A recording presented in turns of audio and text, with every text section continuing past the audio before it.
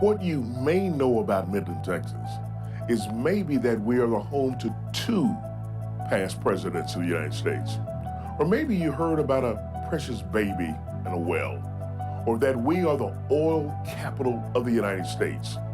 But what you may not know is Midland is a rich and diverse community.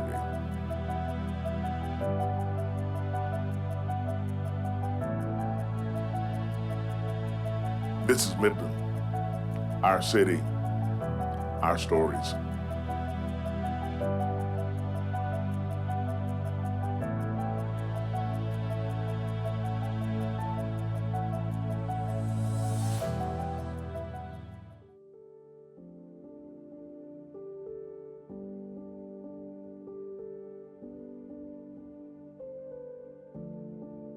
The braceros, they had I don't know how many they had, but they had all the farming lands around here, you know, they had problems with the braceros. They work all week, and then every Friday evening, you know, they paid them cash. And a lot of the braceros, they had money and they kept it with them, and they paid them cash. And there was a few that went to the post office or wherever, or their boss man helped them send money to their wives and kids back in Mexico. But not all of them did that. And then after Friday, they would bring them into town at the Sundown Market, which has just recently changed names. And it was down there on East Highway 80, and it was strictly for blacks. There was just a pretty good-sized market. And they had groceries, and that's where the black community and some of the Mexicans bought their groceries. They didn't have groceries like we have now, you know, United or H-E-B.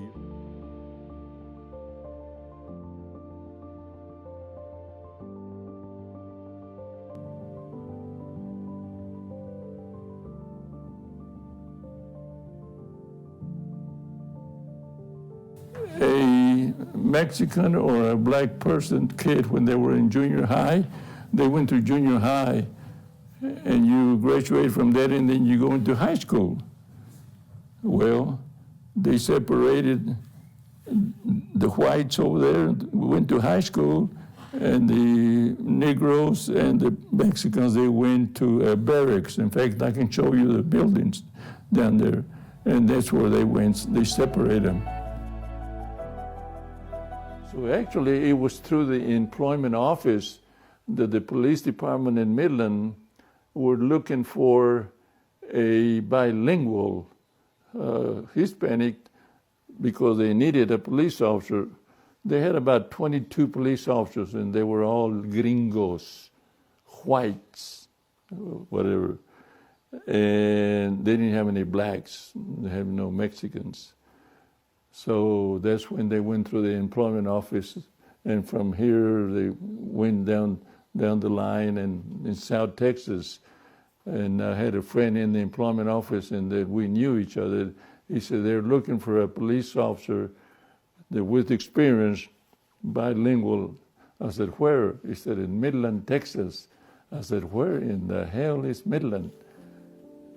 And so he explained to me where Midland was.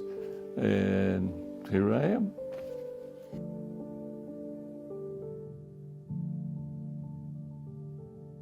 Well, they were divided in such a way that a Mexican and a black person could not go through the front door of a restaurant.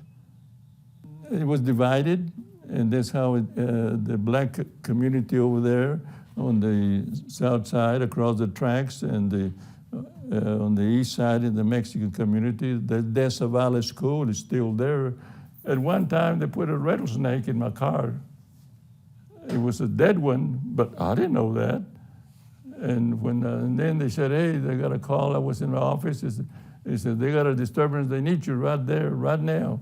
And when I ran over there and I got in my car and I stepped, I saw the big old rattlesnake. I hate snakes, you know, that scared the hell me out of me. And then after I saw it was dead, you know, I got it out of the car.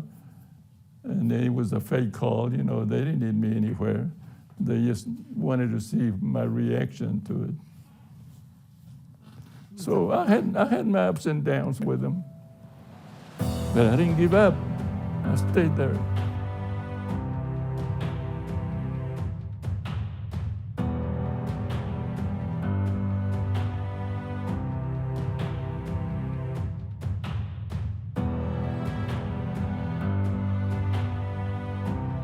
We have made a lot of progress. It's always for the better, for the best, that we're here now. We're still not there 100%.